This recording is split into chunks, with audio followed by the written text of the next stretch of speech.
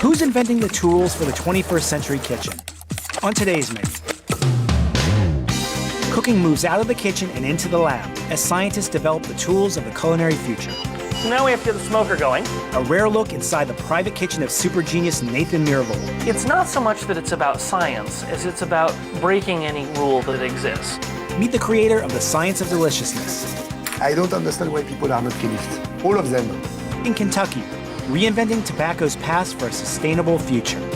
It's this idea of marrying this wisdom of the past with appropriate technology from the present. At the forefront of new technology, gadget guru Philip Prescott.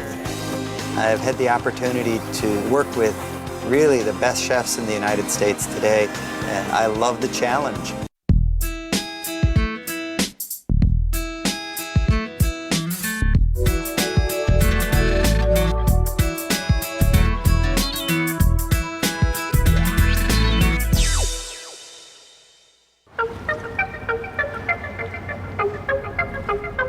The idea here was to have the ultimate kitchen and food laboratory. This is the central range. We've got induction ranges, a grill, we have a plancha and a couple of gas stoves, 2 computer-controlled combi ovens, broiler, espresso machines, water jets, the smoker. Some of these things are really pretty impractical unless you're a nutcase like me, but this is a very cool thing. It's a retarder proofer. My whole life I've been interested in science. I was involved in astrophysics and cosmology, but what is the origin of space and time itself? This is a little bit more basic. But on the other hand, you get to eat this. As the former chief technology officer of Microsoft, Nathan Myhrvold may never have met a science that he didn't like. He's a physicist, a paleontologist, a computer scientist, a cosmologist, an award-winning photographer, and a gourmet cook.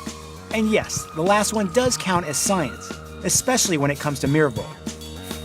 Besides running intellectual ventures, a company devoted entirely to the creation of new inventions, he's also working on a cookbook that includes a section on sous vide, a method of cooking in vacuum-sealed bags for long periods at low temperatures. So we'll put those in. At home in Seattle, he experiments with a kitchen full of gizmos that puts most restaurant kitchens to shame. So now we're going to play with liquid nitrogen. This is serious. My name is Cynthia Nims. I'm a food writer based in Seattle, Washington.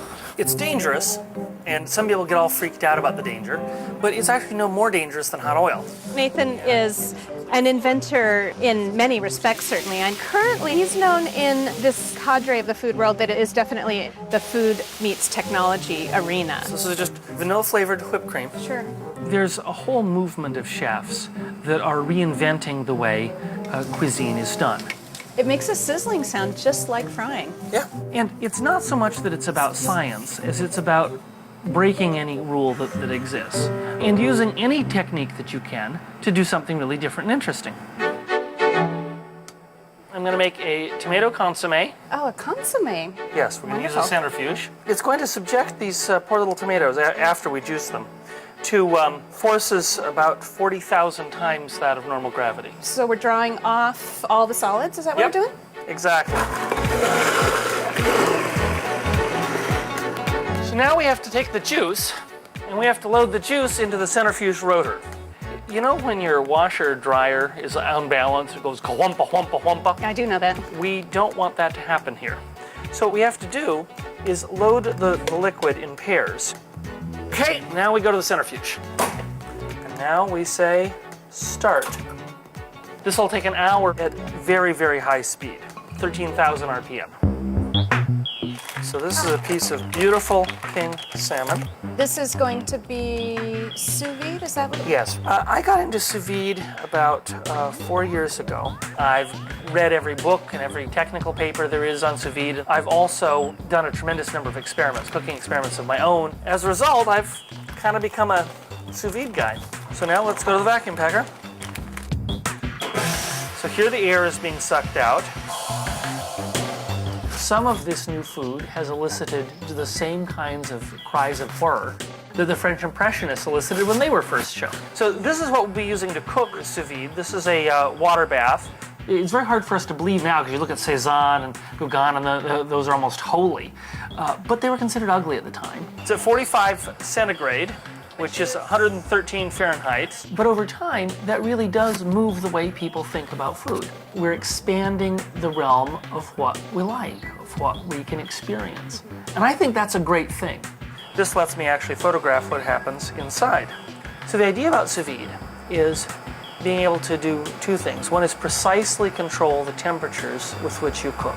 And sous vide lets you do that temperature control exquisitely, perfectly well. So in a sense, this is super high-tech poaching. In addition to maintaining the temperature, there's a pump in them, which circulates the water so that you don't get any dead spots, ensures that it cooks evenly. So we'll see what happened to our tomato juice. And Look at that. there we go. Sometimes understanding the science actually doesn't help you very much. Sometimes understanding the science only lets you rediscover what chefs had already figured out. But sometimes you can do something very different. You might think, oh, this is going to be disturbed. 40,000 times gravity, it really doesn't want to move. Okay. So you have to use a spoon to dig it out afterwards. That is fascinating. It really is compacted. When you can use a piece of fancy high-tech equipment to achieve an effect you couldn't otherwise achieve, that's pretty interesting. It really smells great. But you wouldn't look at that and know there was anything tomato about it. That's where the fun comes in. Wow, that is amazing. Very summery, lots of flavor. Delicate sweetness with a fun little dose of technology. I think going forward, people will be experiencing different kinds of dishes prepared in different sorts of ways because a few nutcases at the fringe decide, hey, let's check out and see what works. Oh, wow. That texture. You know, I've eaten a lot of salmon in my life, but I don't think I've tasted anything quite like this. That is delicious. To a certain extent, you could say that all these gadgets are torturing the food and doing unnatural things to them. But in fact, the result is to try to intensify what's already there. So you clearly have devoted a lot of time and energy into this world of food. What really drives you in all of that? First of all, I love to eat. And that sounds silly, but it's really true. I love to eat, I love food. Unlike many things, once you're done with cooking, you can actually share it very easily with other people. What I like to do is push the boundaries of knowledge forward.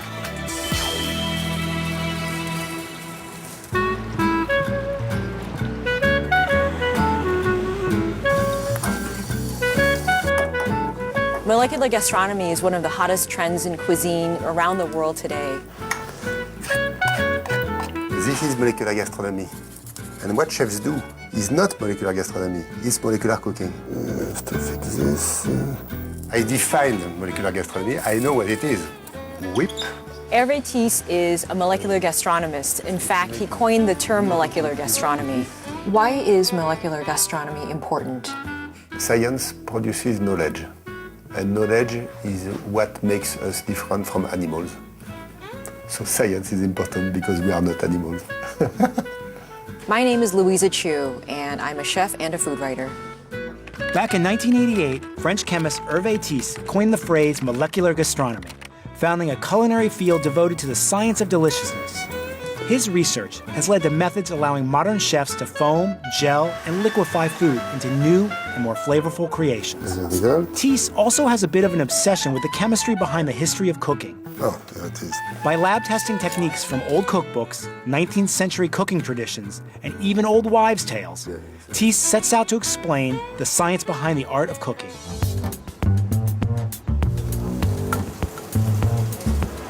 Salut, chef. Hervé works a lot with chefs. Though what they do is different, it's related. Chefs like Christelle Legendre use the knowledge of the science of molecular gastronomy that Hervé Thies explores and applies them in her kitchen to create new dishes.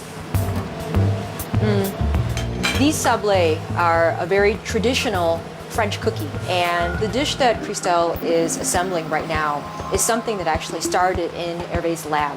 So we make a dough, flour, and water. So what this experiment is actually going to show is how using torrefied or roasted flour produces a more perfect sablé. This yellow part is called gluten. The white powder is called starch. This is kind of a simple way to see the two components that flour is made of. In a sablé, we don't want the gluten active. We don't want all of the proteins coagulating it into a solid, crispy piece. What we want in a sablé is something that's going to hold together, but in the mouth fall apart and crumble. I'm not even sure that I love cooking. I'm not even sure that I love eating. I don't understand why people are not chemists. All of them.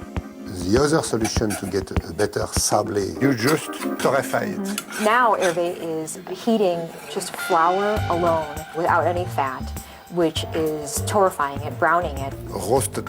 It roasts it to a point where it destroys the gluten. I know that chef can do something with that. And they do. Let's go. All right, great. I'd love to see it. So this is a finished product, just a very golden version of a classic French sablé. And the aroma, again, you smell the very toasty aroma in there. Very compact, but it just falls apart. And you get that toasty butteriness in the cookie. What this next experiment is going to show is testing the culinary theory behind when you take a sauce and you monte au beurre, which means you mount it with butter and you just shake the pan to emulsify the butter into the sauce, because then that way it'll taste more of the wine rather than tasting the butter. What Hervé is doing is he's mimicking the components of a wine sauce using water, fat, salt, and gelatin. Okay, and now we just whip. Okay, top. If you have a sauce like this, whip, Right. you perceive a lot of flavor from the batter, not from the wine.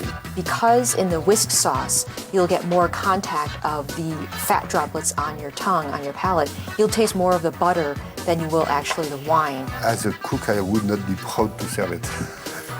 Okay, and now we just shake.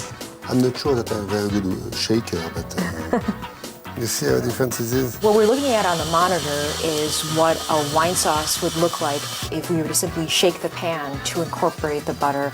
We can see the size of the fat droplets. We'll taste more of the wine in the wine sauce, which is what you want more rather than tasting the butter. I was asking Christelle what was the most important thing that Hervé has explained to her about cooking.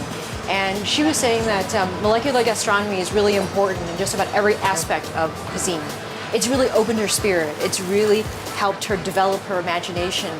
There are kitchens like this now all over the world where chefs are seeking the knowledge that will perfect their dishes. Cooking is not technique, is not art, it's primarily love. I have in front of mine 70 million French people. I want to change their way of cooking.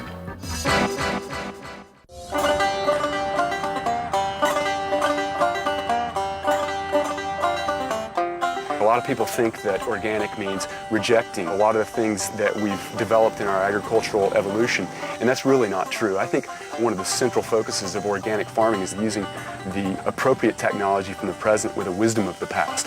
And this is an example of one of the techniques that the students in the apprenticeship program learn to control insects on an organic farm. My name is Mark Williams. I'm an associate professor at the University of Kentucky in the Department of Horticulture. Sometimes the best inventing is reinventing. At South Farms in Lexington, Kentucky, Associate Professor Mark Williams takes equipment originally used for harvesting tobacco and transforms it into tools for sustainable farming. Once used to cultivate a potentially dangerous, addictive crop, his tractors find new life, retrofitted for the best in organic produce. Williams is a bit of a reinvention himself. Disillusioned by years as a biotech engineer doing high-tech gene research, he left it all behind to help the University of Kentucky develop technology for a healthier planet. In the tobacco growing area of our nation, there's been a big change and a big shift in agriculture where people are moving away from a crop that really dominated. So people are being very open-minded to alternatives to tobacco. We try to eat about 50% of them. Yeah. We're trying to invent new ways of using existing technology focused on organic and sustainable horticulture crop production. And specifically, we've tried to look at tractors that were used widely in tobacco. It's this idea of marrying this wisdom of the past with appropriate technology from the present. This is a Alice Chalmers G tractor. It was built in 1949. The cultivating tools that were originally on it did a very deep cultivation. You ended up negatively impacting the structure of your soil and then also bringing up weed seeds, so you had to cultivate over and over again to control the weeds. So what we've done is we've used this cultivator called a rolling basket. These are designed to do very shallow cultivation. And this is a 1964 Farmall 140. It's a tractor that was really common in Kentucky tobacco culture. What we have done is we've adapted some cultivating tools and we've ganged them together on this toolbar that we've built ourselves.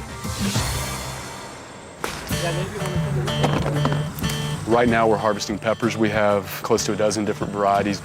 There's anchos, pasilla, we've got serranos, jalapenos. I think there's this alarming agricultural illiteracy in our country where people really are disconnected with their food supply.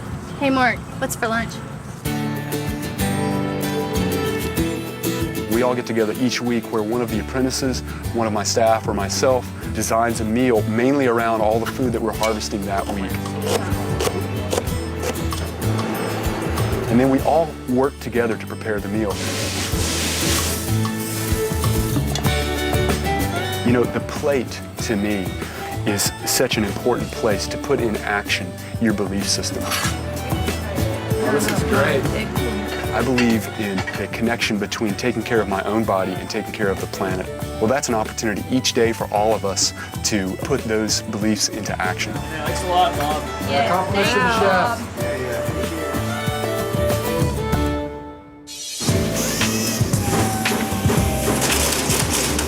We actually refer to these as shake and break. Okay. In taking on any design, I have to be intrigued with it. It's really very simple. Like the anti-griddle, the sous vide circulator, the smoking gun. This is a butane torch. I'm working on designing these products for chefs because it's a passion of mine to explore the culinary arts. Hi, Louisa. Welcome to PolyScience. I'm Philip Preston, president of PolyScience. At PolyScience, inventor Philip Preston dreams up all kinds of high-tech gadgetry. But it's his passion for futuristic kitchen gear that has captured the attention of America's top chefs, like Grant Achatz and Chicago's Alinea. With a wide array of cutting-edge products, Preston is helping to transform the kitchen for the 21st century. Even at home, you'll find Preston testing and fine-tuning prototypes of the culinary future. The Garage Mahal. Oh my God, I can see why. This is the first time in my life I've had a garage that was even close to the size that it should be. But I have a lot more use for a garage, I think, than most people. Well, this is where I test a lot of the products that might become a PolyScience culinary product. Okay. I wanted to make you a little dish, and I'm going to use the anti-griddle. Anti-griddle being one of your first important culinary products that you invented. The anti-griddle will very rapidly freeze things to a solid or partially solid state. There we go. The anti-griddle's running. Okay. Take a nice dollop of creme anglaise. I've got this caramel that I made. If you were to put this on a tray and put it into the freezer, It'll take a really long time in the freezer, and it'll also be a very uniform kind of a chilling. And with this, we're really just flash chilling with an extremely low temperature, you know, minus 30. that's beautiful. The caramel's still nice and chewy, and the creme anglaise is still kind of soft on the inside, but really frozen on the bottom. That's really fun for the kids. Well, this is something that I've actually been working on for quite some time now. As yet, a failed experiment. Wow. Oh, and there's some snow, by the way.